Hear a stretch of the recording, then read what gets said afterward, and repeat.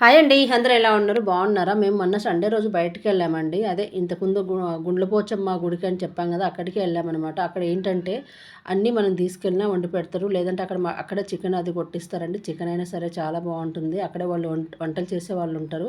కాకపోతే మేము చేయించుకున్న కాడ అంతకుముందు వెళ్ళినప్పుడు చేయించుకున్నాము. ఇప్పుడు చేయించుకున్నాము. ఆడ చేయించుకున్న కాడ చాలా బావుంటుందండి. నీట్‌గా ఉంటుంది. వాళ్ళు చేసే విధానం కూడా బాగా నచ్చిందండి. ఫస్ట్ టైం పోయినప్పుడు మేమేమో ఇంటి దగ్గర నుంచి కర్రీస్ తీసుకెళ్ళాము.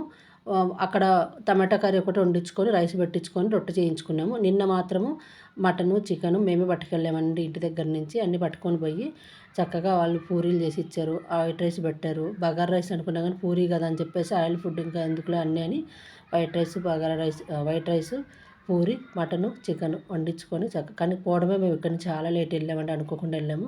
చూడండి కట్టెల పొయ్యి మీద అన్నీ లైన్‌గా పెట్టి ఎంత బాగా చేస్తున్నారో. ఒక్కొక్కటి లైన్‌గా అన్నీ మాయే 4 ఐటెం పెట్టిండనమాట. లాస్ట్ అన్నము, మధ్యలో మటను, ఇటు చికెను, పూరీలు అన్నీ పెట్టి చేస్తున్నారు. అన్నీ రెడీ చేసిన తర్వాత కొన్ని బౌల్స్ మేము తీసుకెళ్ళాము. కొన్ని వాళ్ళది ఉన్నాయన్నమాట. మా బౌల్స్‌లో అయిపోయినాక మటను, చికెను, పూరీలు వేసి ఇచ్చిండ్రు. వాళ్ళ గిన్నె మాకు అన్నంతో ఇచ్చారనమాట.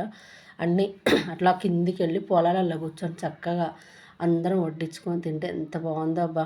కాకపోతే వనభోజనాలు వెళ్ళిన ఫీలింగ్ ఉంది కానీ చికెన్ కాబట్టి వనభోజనాలు అని అనుకోకూడదనమాట. చికెన్లు, మటన్లు కదా! ఇంకా సరే అని చెప్పేసి అందరం మొన్నటిదైతే ఈ మధ్య అంతా తినలేదండి. మొన్నటిదైతే మా ఏమంటారు మా దీక్షలు వదిలేసేసామనమాట. మా దీక్షలు వదిలేసుకొని ఇంకొక వారం ఉంది కానీ ఇంక మా వాళ్ళు ఒప్పుకోవట్లేదనమాట. అందరం కలిసి తినేద్దాం, అందరం సరదాగా వచ్చాం కదా అన్నట్టుగా అంటే సరే ఇంక తినేసామండి. అందరం మా దీక్షలు వదిలేసుకొని చక్కగా అందరం తినేసి మంచిగా ఎంజాయ్ చేసామండి. అక్కడే ఆవులు, బర్రెలు అన్నీ మేపుకుంటుండంటే చుట్టూ కొండలు, మధ్యలో పొలాలు, చల్లటి వాతావరణం చాలా బాగుందబ్బా! నిజంగా ఎప్పుడైనా వీలైనప్పుడల్లా అలా వెళ్ళేసి చక్కగా ఏదో మనకు తోచింది మనం వండుకొని తీసుకెళ్ళి తినొచ్చు. లేదంటే వాళ్ళ దగ్గరగా ఉంటే మంచిగా టైం ఉంటే మాత్రం ఫుల్ ఎంజాయ్ చేయొచ్చు. పక్కపక్కన పొలాలు, చెరువులు అన్నీ ఉన్నాయండి. చాలా బాగుంది.